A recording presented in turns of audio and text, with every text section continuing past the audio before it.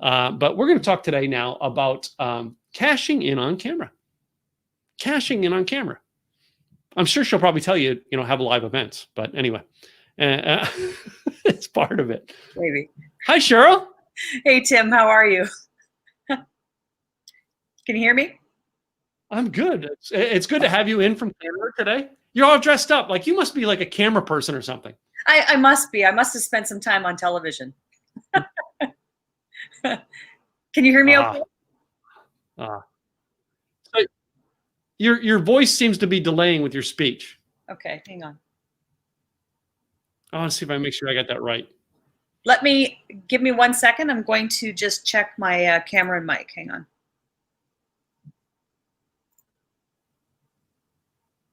Let me just test. And these are things we have to fix, ladies and gentlemen.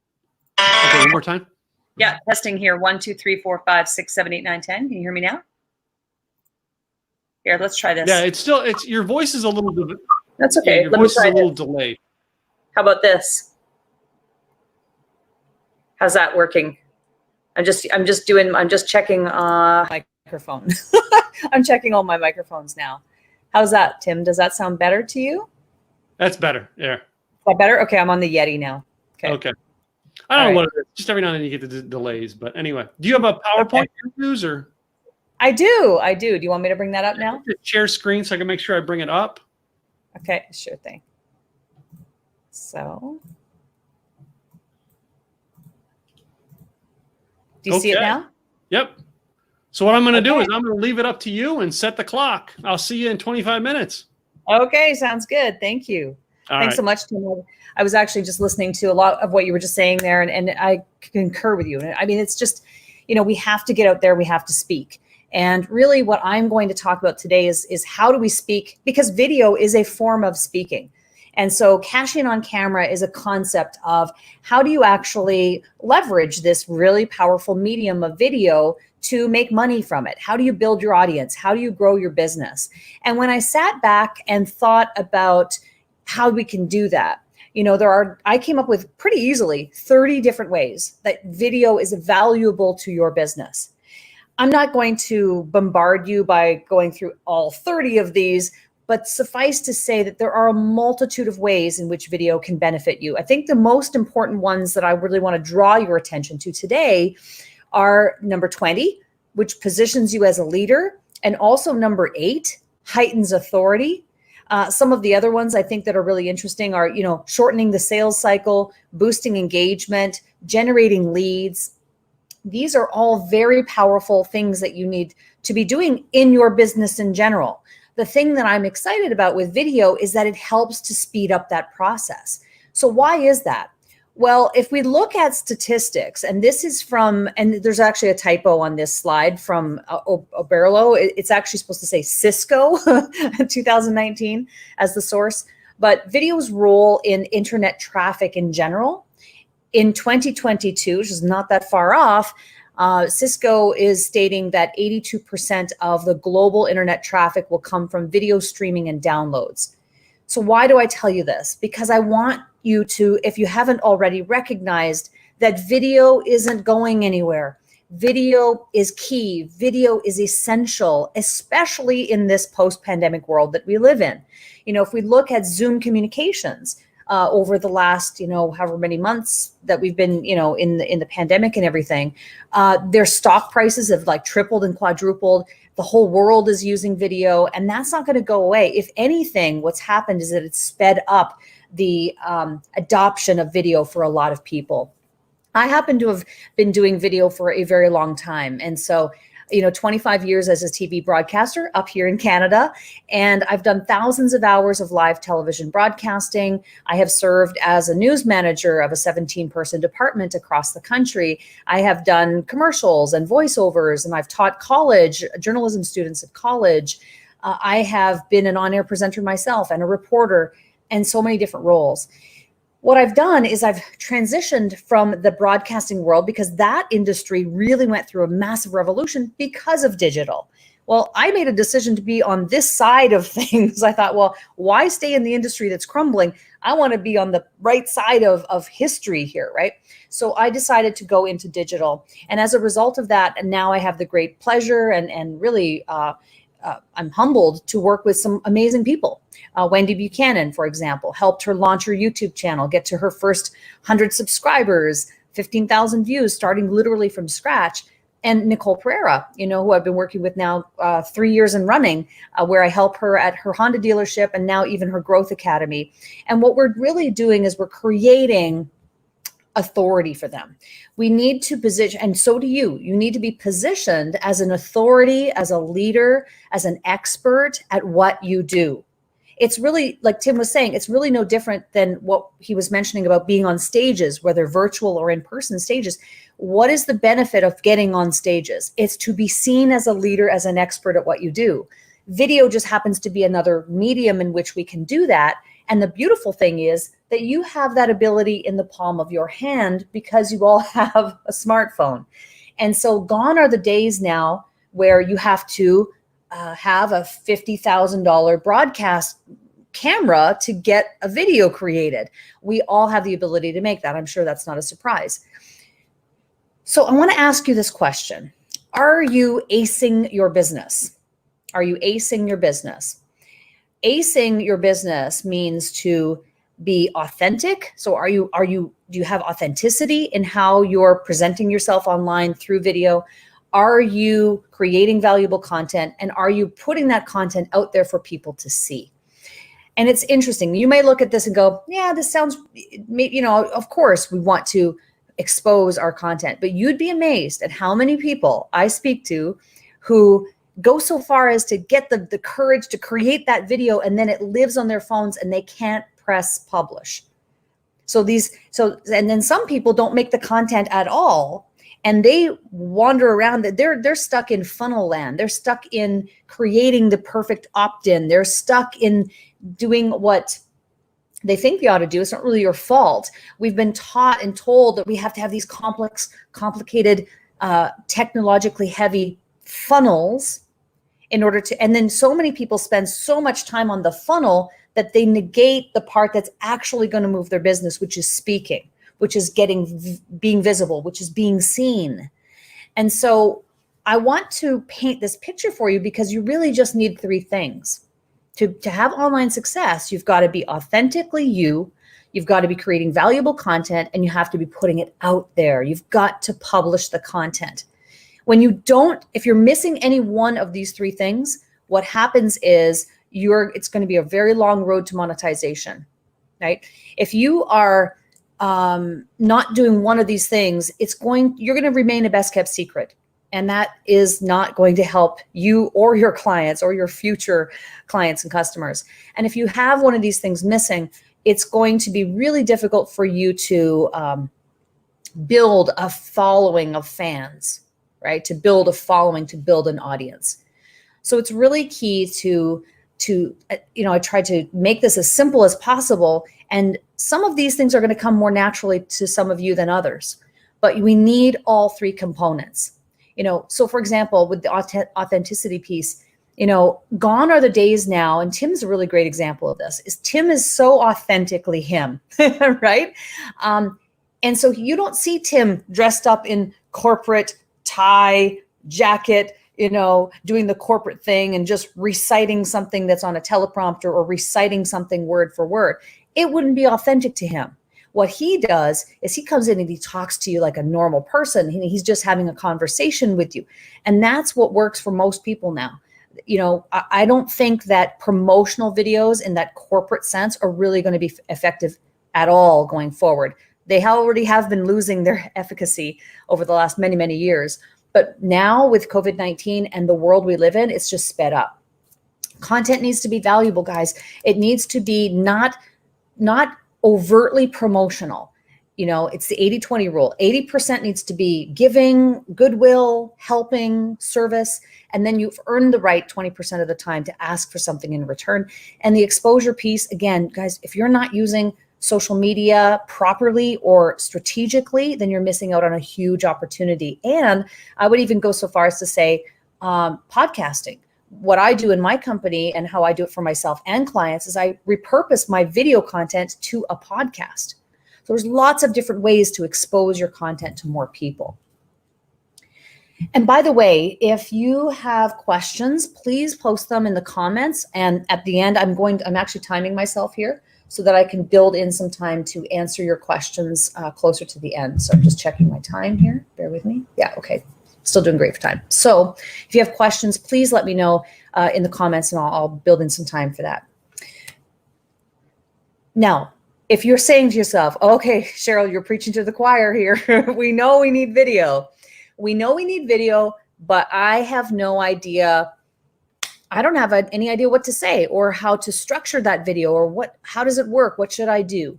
This is a video outline. And notice I'm not calling it a script because I don't believe in scripting.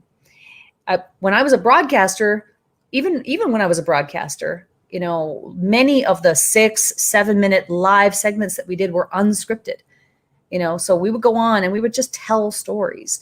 And that's what really connects you to your audience.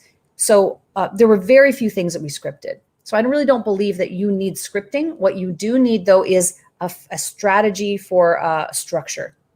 And if you follow this 3E video outline, I think it's going to help tremendously to give you the framework that you can use for recorded video and for live streaming. In fact, I would even go so far as to say that you could use this outline for even trainings that you do. If you're in that field and you're doing some trainings for people.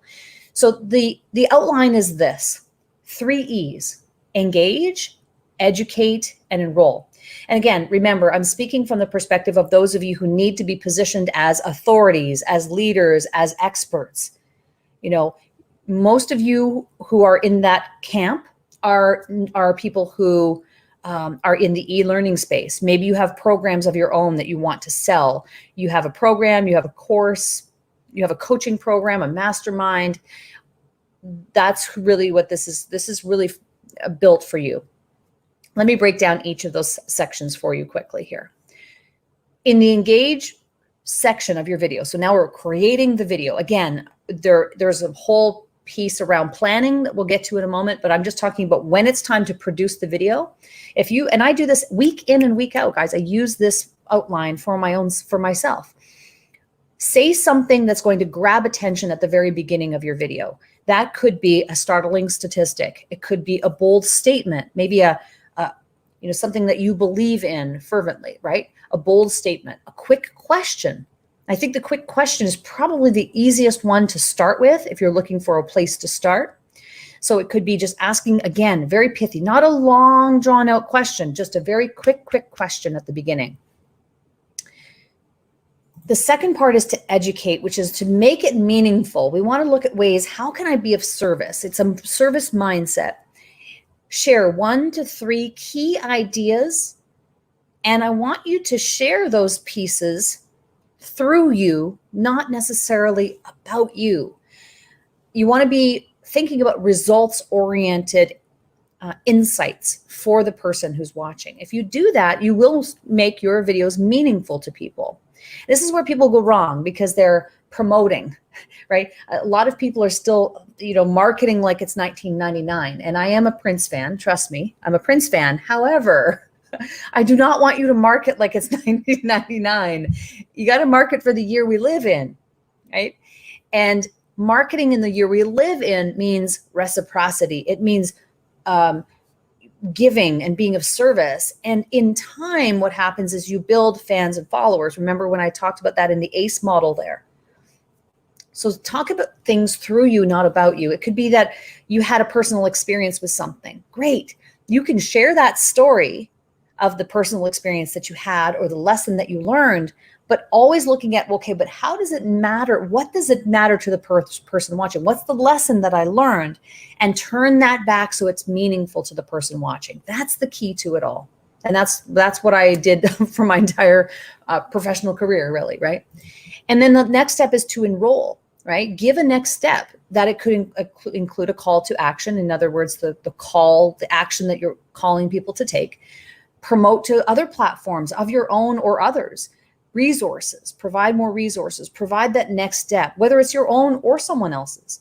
It could be that you're doing a video and really the best resource that you could send them to is not your own, right? That's okay. Send them to that. Ideally, it would be your own, but even if it isn't, here's the thing.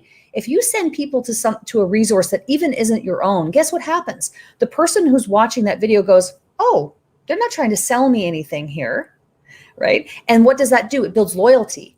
It builds fans and followers. Now, I'm not suggesting that every single video you create doesn't somehow kind of keep people in your world, but there may be some times from time to time where the resource isn't your own. And that's perfectly okay. We're talking about building an audience here. We're talking about building fans and followers, and that's how you gain momentum. So the 4P framework, we've talked about so far the 30 ways in which video is valuable to your business. We've talked about the 3E video outline. How would we create, what's the structure for the videos themselves? When it comes to creating the videos though, in order to figure out what should I talk about in my video, I like to subscribe to what I call the 4P framework. So that is to plan, produce, publish, and promote. We just went over briefly a strategy there for the production of the video. But don't forget that the planning process is key. And by planning, and I am simplifying this for the purpose of this talk today, but the planning means figuring out what is it that people are actually looking for help with. And that includes keyword research. Do some keyword research, understand what your audience is looking for. You could even be doing surveys to ask them. You could be putting polls on your social media to find out what do they want help with. Be a good listener. This is one thing that we do in broadcasting. We're trained to become very good listeners.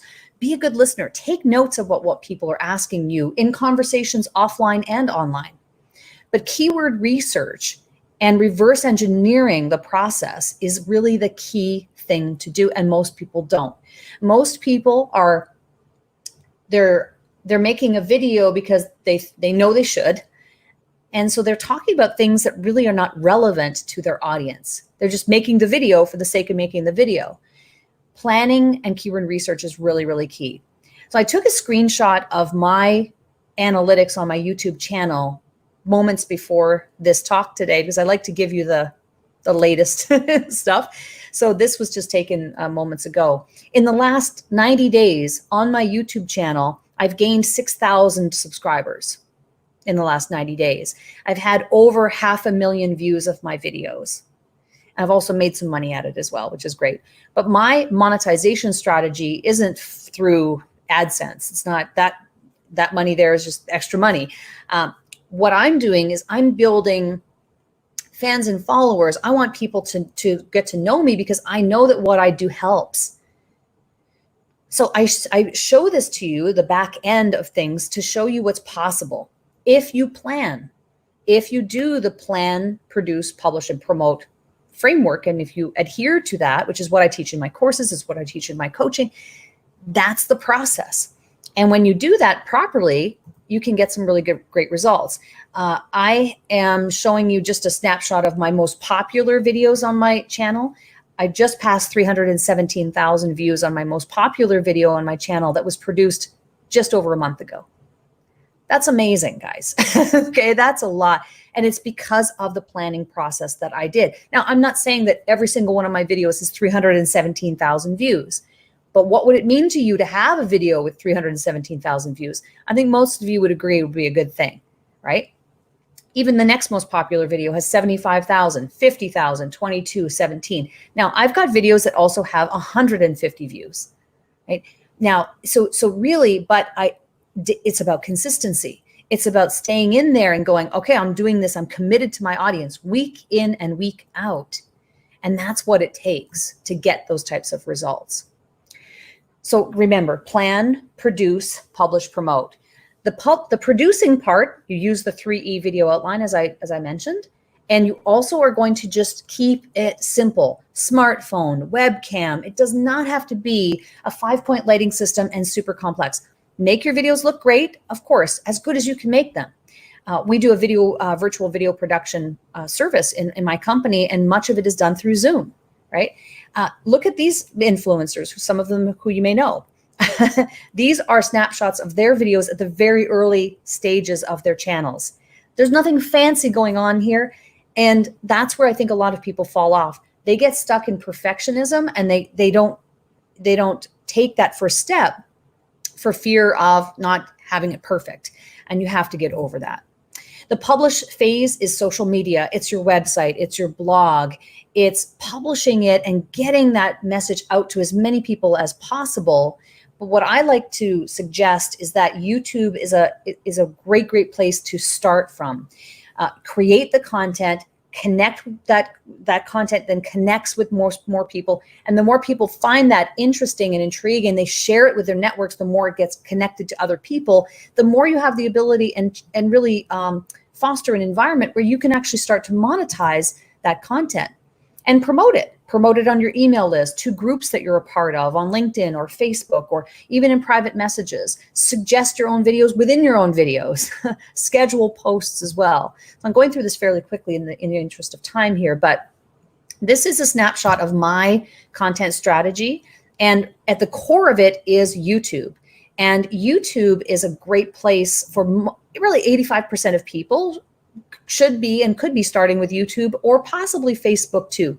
This is a statistic that shows that YouTube is the most popular video sharing platform for marketers, with 88% of them planning on using it this year. And Facebook is the second with 76%. This is from Wise Owl this year. So these are, and I think Instagram could be in there as well. Now, if you go to my YouTube channel, you'll see at the top in the channel art, there's a free download there. And what it is it's a download, it's a free download of how I'm gaining 100 new followers daily.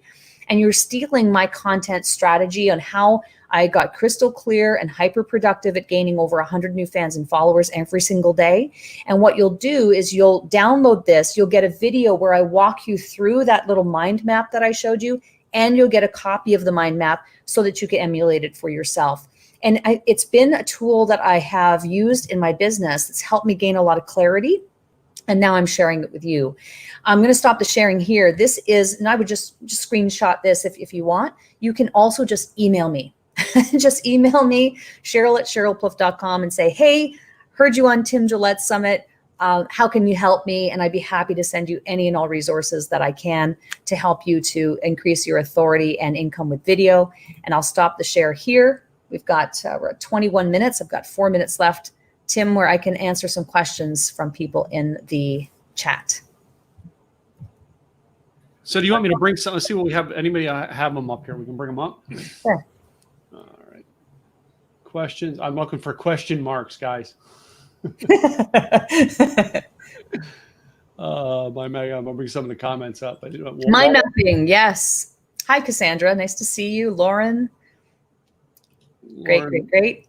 I think, let me just say something, Tim, about the mind mapping. This is something that I started doing for myself, because even for me, my own content strategy on how I'm getting these types of results, it was getting a little bit complex because it was all in my head, and I'm a visual person. So I thought, well, why don't I just do a mind map? And when I did it, I went, oh, okay, this helps a lot. But I kept it to myself originally.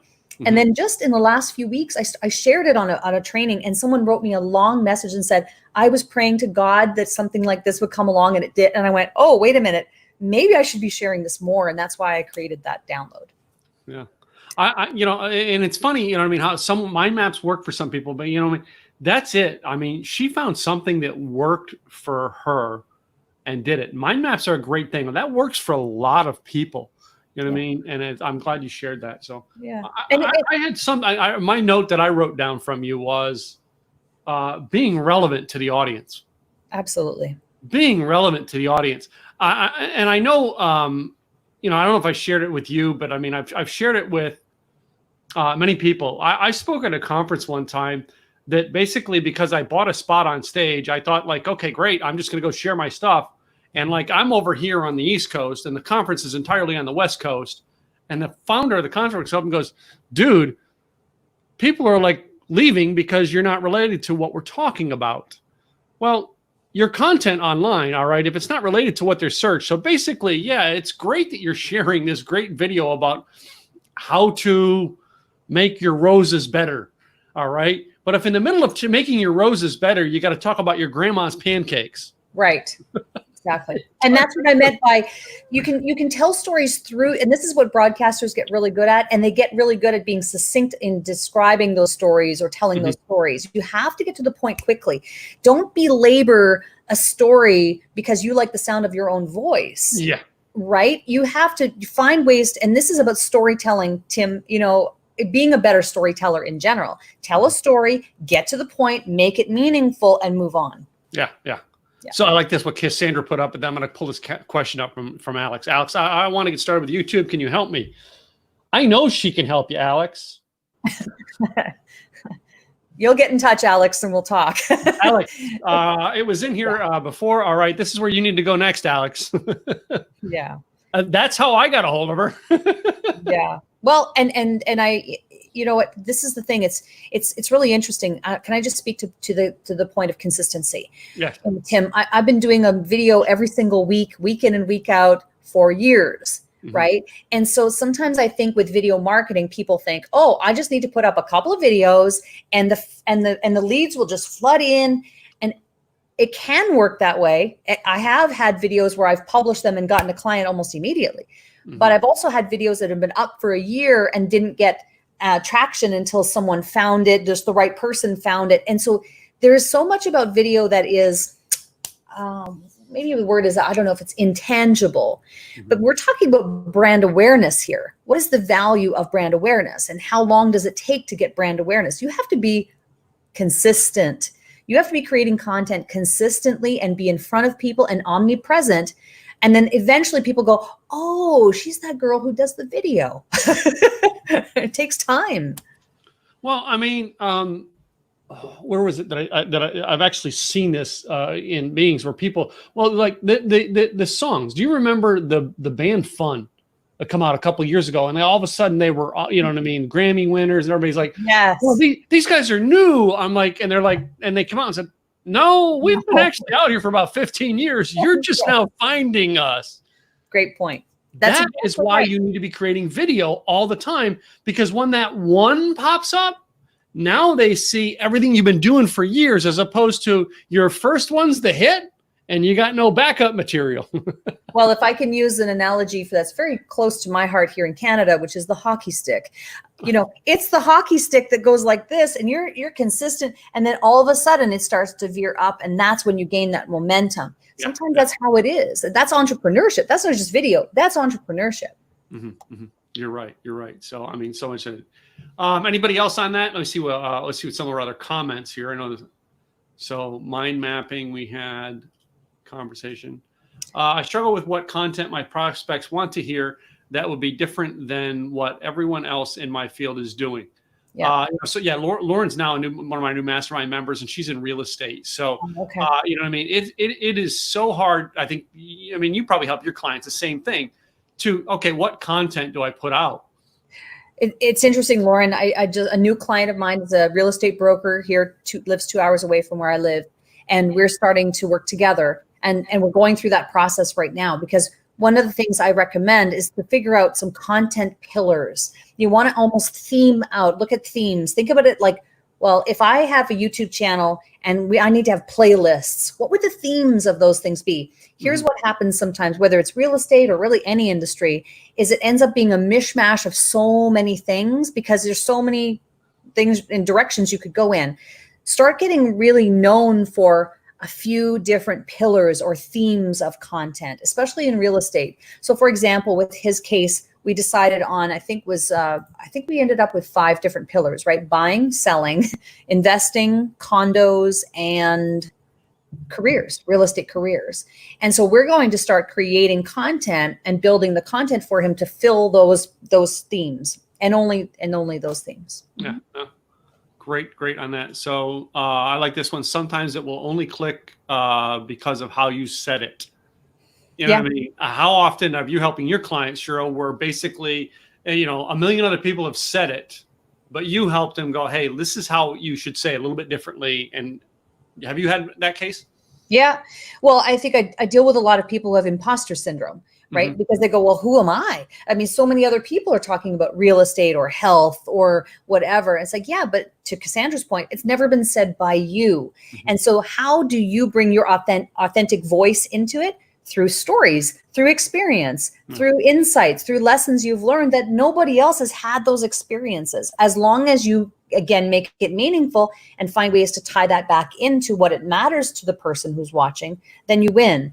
Where people fall off is where they go, okay, I need to tell my story. And then all they do is tell their story and there's no point to it. Mm-hmm. That's what doesn't work. And how many times have you actually had clients where you had to come in and go, dude, take that story out. It doesn't fit the point. No, you know what? I think because I do in the virtual video production piece, I'm guiding it. Mm-hmm. So it doesn't happen too much when I'm guiding it. You know what I mean? But there have been cases where people have sent me videos and said, hey, I made this, they want my advice. They were like, I did this video. What do you think about this? And I have had no part of it. They just want my advice. Mm-hmm. Yes. Then I do see those types of cases where I go, yeah, I'm not really sure that story means anything to anybody. No. Yeah. Sometimes people just follow you because of your energy. They just want to be around you. Well, that's why you want to do videos, right? Sure. I mean, come on. You know what I mean? You're going to be on video. It's going to show. For me, that was what showed the energy I'm portraying as opposed to just typed word. Sure. And also, I think to Cassandra's point, this is about brand building. When people build what's called a personal brand, it's because, and again, coming back to the ACE model, right? Authenticity, content, exposure. Authenticity is really, really key, because if you're not being yourself, then you're not going to get that. People are not going to want to be around you because people can pick out a phony, fake person from a mile away. So you have, that's why authenticity is really key, especially now, Tim, in this post-COVID world and post-pandemic world. We're seeing people in their natural environments, and we've been seeing this now for weeks and weeks. That's not going to go away. If anything, you know, the really pre-planned and overly perfected videos of the past are not going to work at all, in my opinion, going forward, because people are getting used to seeing people authentically in their own environments, mm-hmm. dressing. You know, listen, I put on a nice blouse today, but I'm not like super dressed up like I used to be when I was on TV, when I was in the corporate world. And how many hours did you have to spend in makeup to do that 20-minute? Yeah, well, you know, about an hour. An hour. A 20-minute thing. It was an hour in makeup for a 20-minute spot. I've seen it and I know it because I have a makeup friend. Yeah. Yeah. No, I mean, it's funny as I think back on those days. Here's me, you know, high heels, skirt, you know, shorter skirt, you know, nice form-fitting kind of like suit or whatever, makeup to the nines, hair done up to here at 5:30 in the morning. Yeah. That was my reality back then. But this is me. This is really authentically me. This is how I dress every day. There's nothing I'm doing here that's any different than how I would show up if I were going to meet someone for coffee at Starbucks, if it was open. Cool. And that's how by the way, it's open by me. I'm starting meetings on the patio, but it's open by me. I love it. Anyway, Sheryl, I want to thank you for coming in from Canada and giving some great value to our community. There, I put Cassandra's link up there with her email address up there one more time. Thank you. Round of applause for Sheryl, and thank you for being here joining us. Thank you so much, Tim. This has been really fun. Thank you so much for having me. You bet. All right. Bye. Let us move.